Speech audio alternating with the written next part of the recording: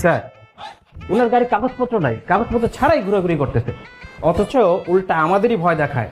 ওনার বস জানতে পারলে নাকি আমাদের চাকরি থাকবে না। তাই নাকি? এত বড় ক্ষমতা, আমাদেরও চাকরি থাকবে না?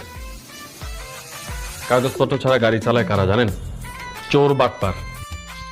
ডাকেন, আপনার কোন বস আছে তাকে ডাকেন, দেখি তার কত বড় ক্ষমতা। থানা আসতে হইল কেন? তোর কারণে আমার থানা আসতে হইল কেন? আমি থানায় আসি না, থানা আমার বাসায় যায়। মন্ত্রীর সঙ্গে মিটিং, সেটা ক্যান্সেল করে আসতে হইল আবার। স্যার আমার কি দোষ? এরা তো কোনো কথাই শুনলো না, আমার থানা নিয়েছে। আমার পরিচয় দাস নাই? দিছি। কি বলে?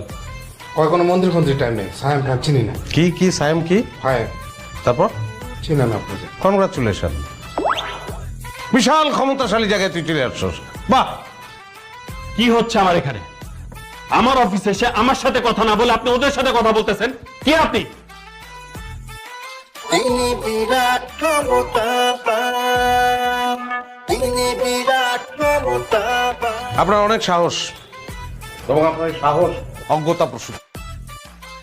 আপনি আমার গাড়ি আটকাইছেন, আমার ড্রাইভারকে আটকাইছেন, কারণ আপনি আমাকে চেনেন না। সায়েম চৌধুরী, সিআইপি, আপনাদের থেকে অনেক বড় বড় হ্যাডওয়ালা অফিসারদেরকে স্যার বাম পকেটে নিয়ে ঘোরেন। মন্ত্রী সুলতান মাহমুদ, আমার চাচা, মন্ত্রী ফিরোজ আলম, আমার ফুপা, আপনাদের আইজি ডিআইজি সবাই স্যারকে সমীহ করে চলে, আর আপনি স্যারকে থানায় আসতে বাধ্য করছেন। How dare you! এই কথা বলো না, এত কথা বলো কেন? বেশি কথা বলো তুমি। জি স্যার। প্রত্যেকটা সেকেন্ডের দাম আছে, সামান্য একটা গাড়ির জন্য এত সময় তো আমি দিতে পারবো না। ফালতু। স্যার মন্ত্রী বল করেছে। আগেরটা আগে, ভূমিমন্ত্রী টাইম নেই, বাদ দাও। স্যার লাঞ্চের দাওয়াত দিচ্ছি। বাদ দাও। জি স্যার। ডিআইজি পারভেজকে ফোন দাও। জি স্যার।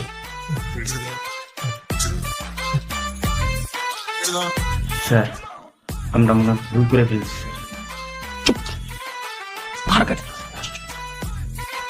কারণে যদি আমার কোনো ক্ষতি হয় তাহলে আমার খবর আছে।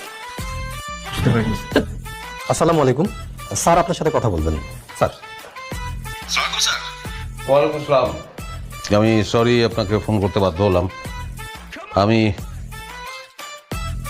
চাই একজন ওসি সাসপেন্ড হোক, এবং সেটা রাইট নাও। না, তাকে সাসপেন্ড কেন করতে হবে সেটা শুনবেন না আপনি? শোনা দরকার নেই, আপনি বলেছেন এটা যথেষ্ট। আপনারা আছেন বলেই তো স্যার আমরা আছি। আপনার এইটুকু কাজ আমি করবো না? বলেন কোন থানার OC?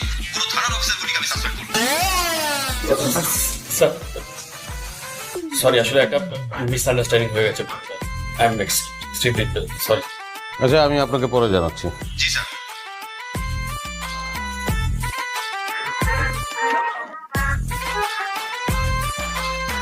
Sorry sir, please. Sorry বললেন, ইটস ওকে। দুইটা শর্ত আছে। এক নম্বর শর্ত, আমার গাড়িটা যে লোক আটকিয়েছে তাকে। স্যার আমি ইমিডিয়েট সাসপেন্ড করার ব্যবস্থা করে দিব। স্যার, চুপ করো।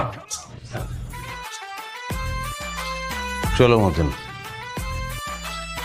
স্যার তুমি আবার সতটাই বলবো না, আমি বলবো আপনাকে। কাগজ দেন। জি? কাগজ কাগজ।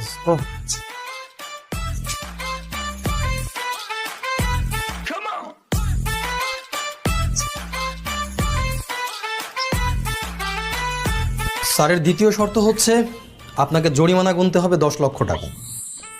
আপনি যদি আপনার চাকরি বাঁচাতে চান তাহলে ইমার্জেন্সি এই অ্যাকাউন্টে টাকাটা পাঠিয়ে দিবেন। It's your punishment. আসি।